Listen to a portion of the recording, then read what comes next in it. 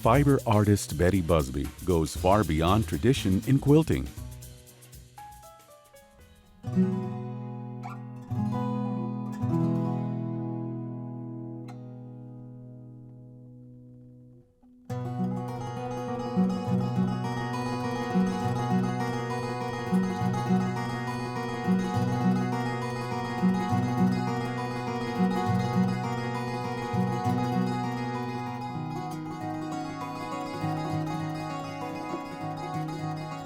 My favorite color, I'm running out.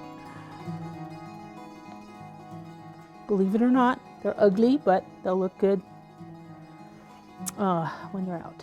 So,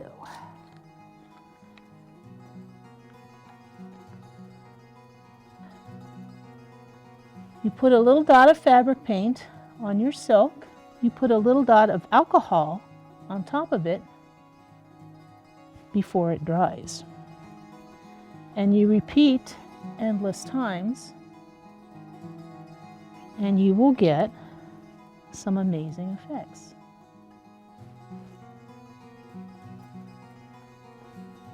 It's fascinating the amount of manipulation that you can do with fabric, and that's one of the continued attractions for me, as there's something new around every corner. I like this kind of experimentation. You can get a piece like this. It is very improvisational. I frequently will start out with a background piece and put things on the top and rearrange them. One of my habits that I do all the time is I will put a work in progress up on the wall, step back and look at it with fresh eyes in the morning. That way you can see things that need to be changed, and I'll change them.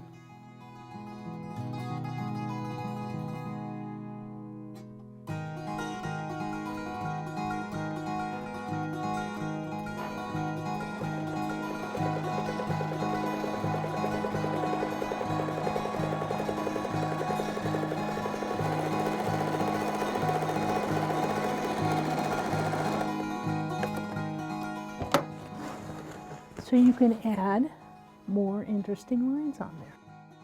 I grew up wanting to be an artist, and it's something that's really a compulsion.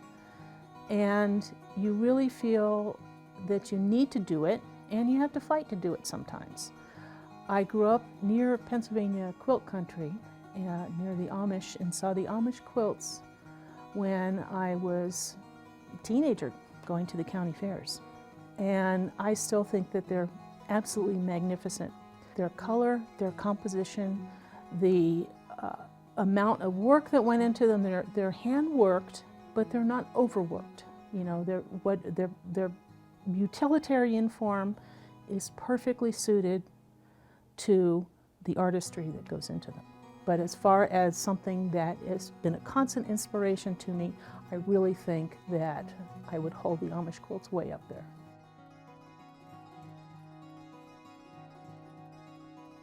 I started here many years ago. This is a bed quilt made out of cotton squares that I dyed myself. Simple geometric pattern. I had a breakthrough about 2008. When we were redoing the yard, I cut a tree out of weed barrier material and painted it with some India ink. This is a breakthrough for many reasons. The first is the use of a non-woven material. I'm also introducing transparency here. There's many layers of sheer fabrics on top of each other.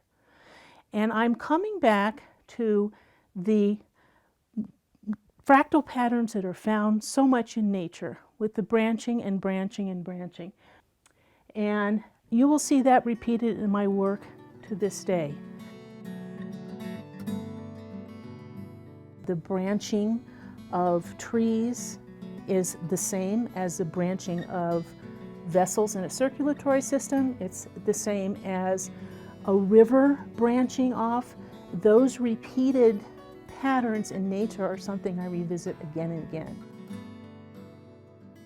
The thing that I really enjoy about using microscopic images as an inspiration is there really aren't any rules. There isn't any up and down. Beyond a certain magnification, there's no color even. All the images we see are artificially colored. So I don't feel that I have to make a thing that's the color it's supposed to be. There isn't any supposed to. I've made several pieces that are called primordium, which is a branching tip of a plant root where it's growing. They kind of look like the way the plant cells go, kind of don't, but that's where the basic inspiration came from.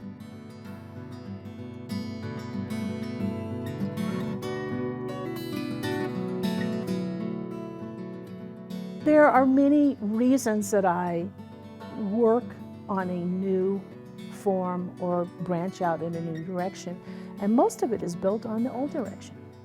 I see a piece and I think, well, what if I did that to it? Or what if I incorporated this other material? Or what if I did it backwards? What if I make the parts that are light in this piece dark and make the dark pieces light? So they're always changing, but they're always built on something before. You make something and you build on it. And I see threads going through much of my work. You know, I have the fractal patterns, I have the repetition, but it's always changing because I'm always incorporating new things, new techniques, new colorways. I may get a new material that I just can't not use. All of that gets incorporated.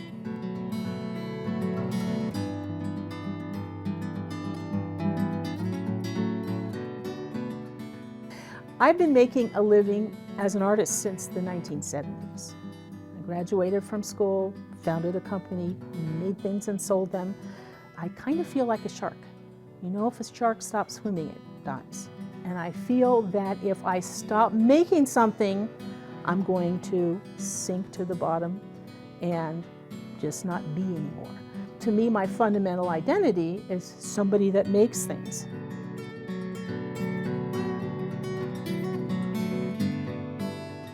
To me, art is very fundamental to actually being human. If you look back in the past, you don't see car parts, you see cave paintings. You know, they have been around for 40,000 years. I think that that is a fundamental need for people, is to express themselves through art and to also have art in their lives and learn to appreciate it. Art says we're human. Creating beauty and creating a means of self-expression, I think, is vital to us.